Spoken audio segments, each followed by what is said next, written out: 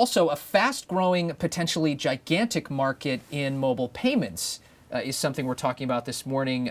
And merchants, Colin, want a big piece of this business. Right. So tell us a little bit about how big that market is. It's a big market. It's hard for us to get our hands on exactly how big the market is in terms of, the way mobile payments is defined. It varies from depending on who you talk to, but we're talking about hundreds of billions of dollars, at least potentially.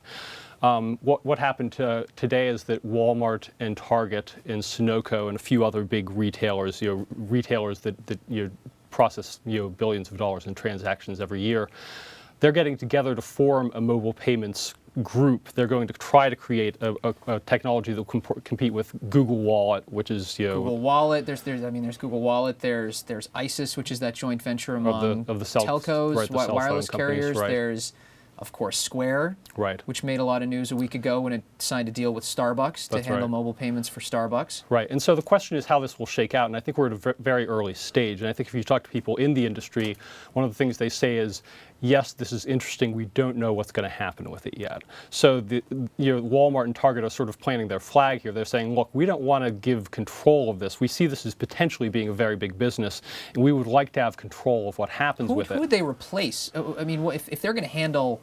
I mean, we're talking the Verifones of the world, the Ingenicos, it's a company out of Europe. Yeah, right. Well, of course, there's this whole question of how much of credit card transactions end up going into other. There's this whole sort of what happens with things like PayPal. To what degree do we have sort of a shift from people showing up with their card and that going to other? But a lot of these, forms. I mean, even if we're talking about this merchant exchange, this new retail, we're still talking about basically a new system inside a retailer that's still accepting your credit card. No, that's right. Correct? That's so right. people will probably still be paying with a credit card. The difference is you'll just load the credit card information onto the phone right. and then pay that way. Well, and that's one of the questions about this is how many people are actually going to do that, right? I mean, we have all these statistics about how 87% of Americans have a cell phone, half of those are smartphones.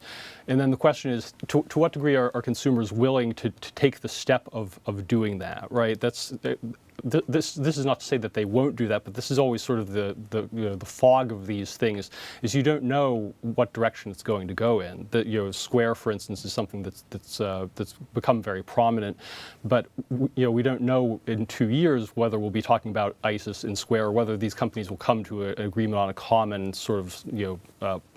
I mean, it's pretty interesting. I took out Pay with Square, the Square app, right? And sure enough, with the merchants that accept it, you basically, when you're with the GPS, when you're walking near the merchant, you can literally click a button that says open a tab, and then you order something at the front, right? And then you say, my name is Rolf, and your photo appears, and they can just click buy, and it just happened on your phone, and a push notification comes to you. So it's very simple, right? But I guess I'm trying it out because I write about tech. I think that's right. I think that's hard for us as journalists sometimes to judge. Is to what degree is the everyday person you see walking down the street, are they going to do that? Right. I personally am quite lazy when it comes to personal finance. I know you aren't, but that's part of the barrier. Thank you very much, Colin.